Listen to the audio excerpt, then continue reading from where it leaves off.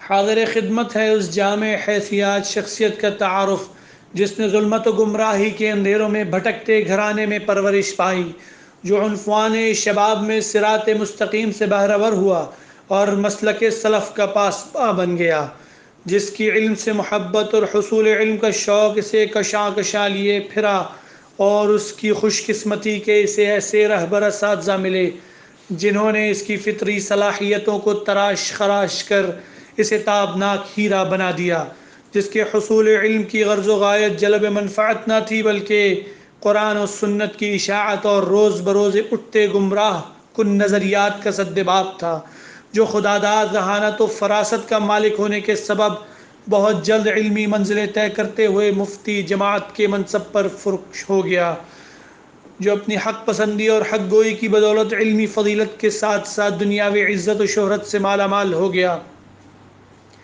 جس کو نوعمری میں ہی جماعت کی اکابر نے ان کی غیر معمولی قوت فہم و وسعت نظر، محققان طرز تحریر اور مشاہدے میں وسعت کا کما حقہ اندازہ کرتے ہوئے اس کی قدر افزائی کرتے ہوئے اسے اپنا ندیم خاص بنا لیا، جس نے اپنی تمام زندگی تصنیف و تالیف، درس و تدریس اور تذکیر و تبلیغ کے لیے وقف کرتے ہوئے متنوع مسائل پر دل افزا معلومات اور اطلاعات پہنچائیں، جس کی تحقیقی کام کی مقبولیت کا اندازہ اس سے لگایا جا سکتا ہے کہ محققین و مؤلفین اس کی تصانیف و تالیفات سے بھرپور استفادہ کرتے ہیں، جس نے درجنوں کتب تصنیف و تالیف کی اور انہوں نے شہرت عام اور بقائے دوام کا درجہ حاصل کیا، جو اپنے موقف کو دلائل و براہین سے مزین کر کے حد درجہ شگفتہ اور سادہ اسلوب کے ساتھ بیان کرتا ہے، جو مسلک کی روایات پر حملہ آور ہونے والوں کا پورا شرح و بسط کے ساتھ قلع کما کرنے میں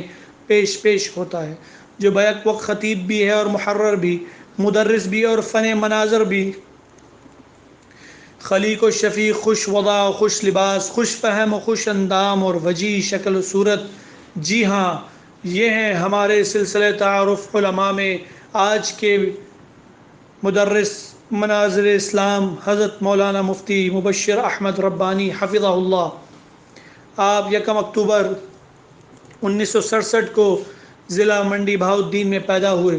4 بھائیوں اور 6 بہنوں میں آپ سب سے بڑے ہیں۔ والد کا نام محمد بشیر اور دادا رحمت الہی تھے۔ آپ عالم ابو احمد دل پذیر، جن کا تعلق بالاکوٹ سے تھا، بطور عربی ٹیچر آپ کے گاؤں میں آئے۔ وہ بہت سلجھے مزاج کے حامل اور عربی زبان کے ماہر تھے۔ وہ اسکول میں اسمبلی کے دوران قرآن مجید کی 2-3 آیات کا ترجمہ اور تفسیر بیان کرتے۔ وہ گاؤں کی مسجد میں خطیب اور امام بھی تھے۔ صبح کے وقت درس میں ترجمہ اور تفسیر بیان کرتے تھے، رات کو عشاء کے بعد حدیث کا درس بھی دیتے تھے۔ ان کی کوششوں کے نتیجے میں آپ کو عقیدہ توحید سمجھ آ گیا، جس کی وجہ سے شرک و بدعت سے کنارہ کر لیا۔ جب آپ 8ویں کلاس میں پہنچے تو اپنے اس عربی ٹیچر سے ترجمہ پڑھنا شروع کر دیا۔ اسی اثناء میں کتاب الصرف، کتاب النحو ان سے پڑھی۔ ایک دن آپ مسجد کی صفائی کر رہے تھے، ایک الماری میں کتابوں کے ساتھ بلوغ المرام پڑھی دیکھی۔ آپ نے استاد جی سے استفسار کیا کہ یہ کون سی کتاب ہے؟ کہنے لگے یہ حدیث کی کتاب ہے۔ آپ نے عرض کیا کہ آپ یہ بھی مجھے پڑھا دیں۔ انہوں نے پڑھانا شروع کر دی، جس سے آپ کے اندر تبدیلی رونما ہونا شروع ہو گئی۔ ایک دن آپ منڈی بہاؤالدین گئے، وہاں صوفی احمد دین حنیف جو بڑے جید عالم تھے، وہ وہاں کی توحید گنج مسجد میں خطیب تھے۔ اس زمانے میں وہ چھوٹی مسجد تھی، اب اس کے طول و عرض میں بہت وسعت آ گئی ہے۔ آپ نے ان کی اقتداء میں جمعہ پڑھا۔ صوفی صاحب نے ان کو اپنی کتابوں میں سے کچھ کتابیں دیں اور بہت ساری کتابیں وہ اپنے ساتھ واپس لے آئے۔ 1984 میں آپ نے میٹرک پاس کیا، جس میں پہلی پوزیشن حاصل کی۔ 1 سے 10ویں تک ہر سال آپ پہلی پوزیشن حاصل کرتے رہے۔ میٹرک کے بعد آپ کی خواہش تھی کہ دینی تعلیم حاصل کی جائے۔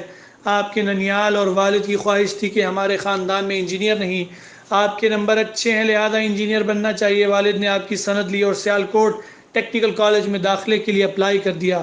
والد کے اصرار پر بادل نخواستہ آپ کالج چلے گئے۔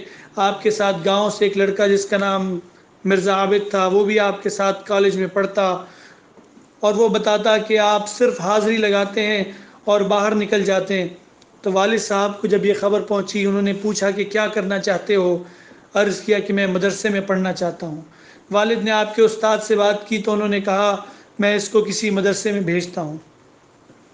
میٹرک کا رزلٹ آنے سے پہلے آپ نے کپڑے سلائی کرنے کا ہنر سیکھ لیا تھا۔ والد نے کسی سے بات کی، یہ سلائی کا کام جانتا ہے اور پڑھنے کا بڑا شوق رکھتا ہے۔ ہمارے گھریلو حالات ٹھیک نہیں، ہم چاہتے ہیں پڑھے بھی اور کام بھی کرے۔ اس نے کہا کہ میں درزی ہوں اور اس کو میرے پاس بھیج دیں۔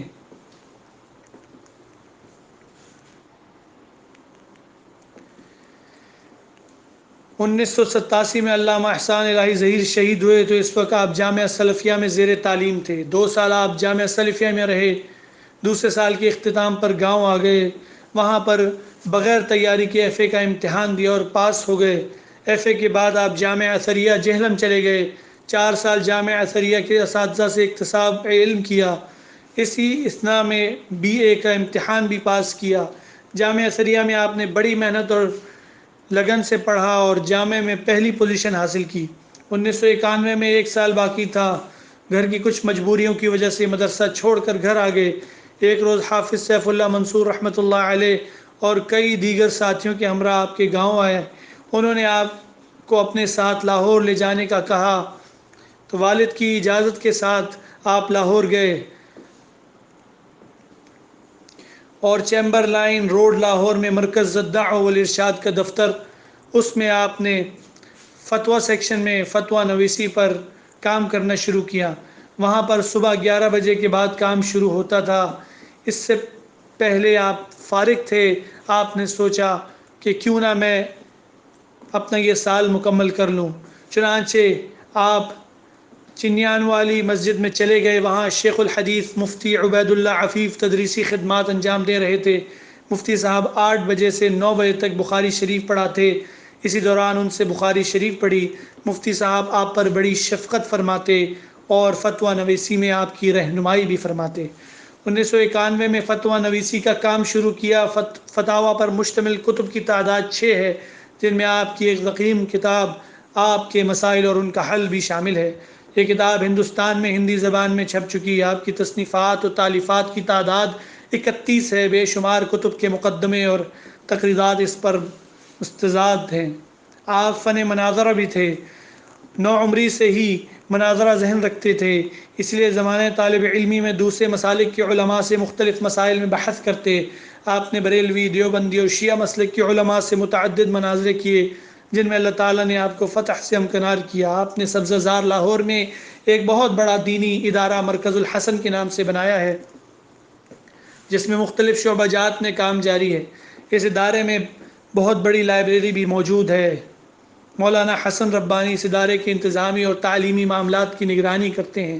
اپنی ساری کامیابی، عزت و شہرت کو ماں کی دعاؤں کا نتیجہ قرار دیتے ہیں۔